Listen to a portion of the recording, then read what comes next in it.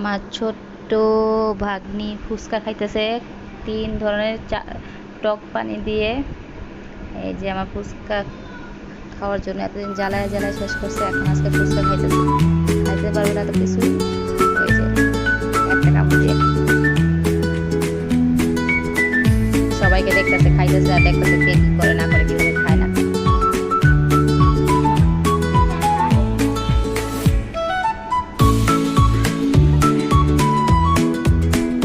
খাইতেছে আর কথা বলতেছে, ভাবতেছে, দোকান সাজানো দেখতেছে, খাইতেছে, অনেক কিছু ভাবতেছে।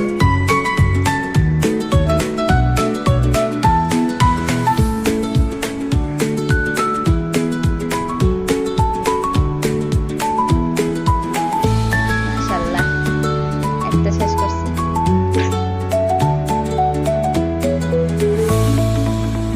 টক পানি নিবে, কত সুন্দর স্টাইল করে চামচের কোন দিক দিয়ে ফোঁটা করতে হয় জায়গা করে নিতে হয়, সেটা নিতেছে জায়গা করে। টক পানি নিবে, নিয়ে সুন্দরভাবে খাবে।